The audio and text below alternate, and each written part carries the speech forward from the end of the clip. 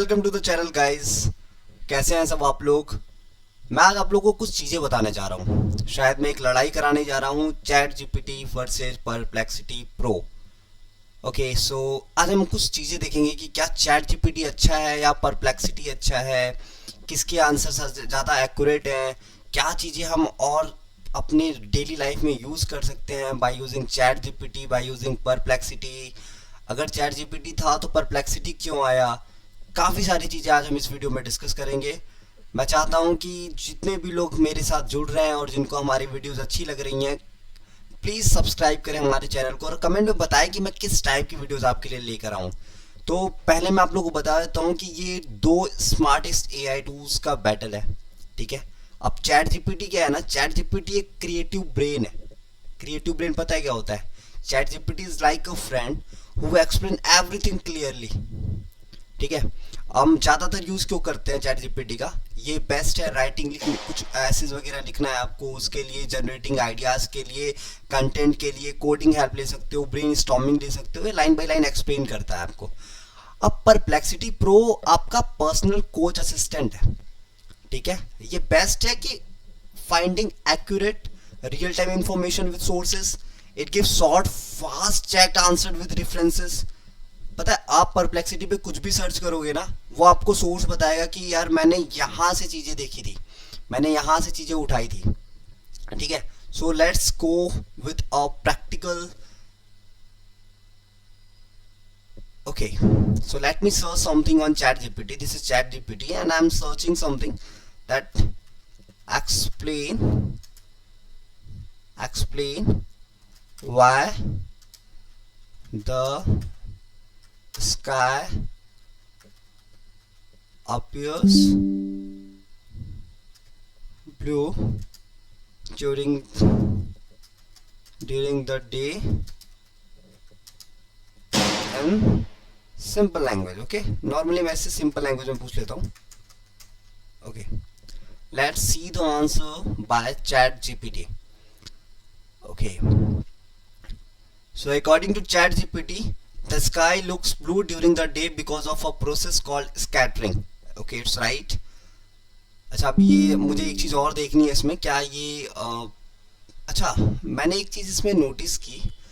ठीक है। एक कॉन्सेप्ट था रेलिक स्कैटरिंग का, इसने ये चीज़ मेंशन नहीं की है। क्योंकि जब हम स्टूडेंट थे तो हम ये सारी चीज़ें देखते थे, तो हमें पहले तो दिमाग में आता था कि ऐसा इसलिए होता है, रेलिक स्कैटरिंग का कॉन्सेप्ट है। ठीक है। इसने स्टेप बाय स्टेप हमें बताया है।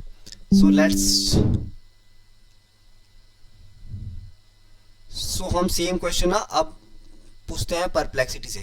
सो I copied and pasted here. Okay so let's see कि परप्लेक्सिटी हमें क्या आंसर देता है।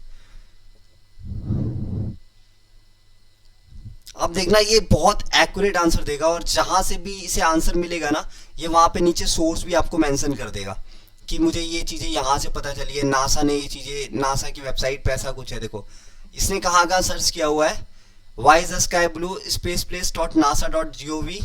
ठीक है। rmg.co.uk वहाँ पे देखा इसने, यूट्यूब की एक वीडियो भी मतलब एक्सप्लोर की, फिर कॉन्वर्जेशन भी किया why is the sky blue, और ये हमें आंसर दे रहा है, एग्जैक्ट आंसर देता है, ये बहुत एक्यूरेट आंसर देता है, और ये सोर्स भी बताता है। ये बाद में ही नहीं कहता कि आपने परप्लेक्सिटी यूज करके लिया हुआ है, आपके आंसर सही है कि गलत है। ये एक्यूरेट लेगा और आपको सोर्स बता देगा कि जहाँ से कहाँ से मैंने मतलब वो चीज़ें उठाई हैं। ठीक है। तो ये बता रहा है कि the sky appears blue during the day because sunlight is made up of many colors, and when it passes through Earth's atmosphere, the gases and teeny particles in the air scatter the light. ठीक है। काफ़ी सारी चीज़ें इसने बता दी। इसने बीच में यहाँ लिख दिया कि अगर आपको और रिलेटेड क्वेश्चन पूछने हैं कि रेलिक स्कैटरिंग वर्क कैसे करता है, सिंपल एग्जांपल दो। तो ये सारी चीज़ें हैं कि परप्लेक्सिटी बेटर है as compared to ChatGPT, क्योंकि ChatGPT line by line देता है लेकिन उतने एक्यूरेट आंसर नहीं दे पाता। हाँ chat GPT is better. Coding के टाइम पे हम यूज़ किया करते थे कि एक नॉर्मल कोड है। ठीक है। चलो मैं एक नॉर्मल कोड लिखवाता हूँ दोनों से, और मैं देखता हूँ कि मतलब ज़्यादा बेटर किसका है। ओके तो I am writing on perplexity, right a simple, sorry, write a simple C code for beginner. Okay.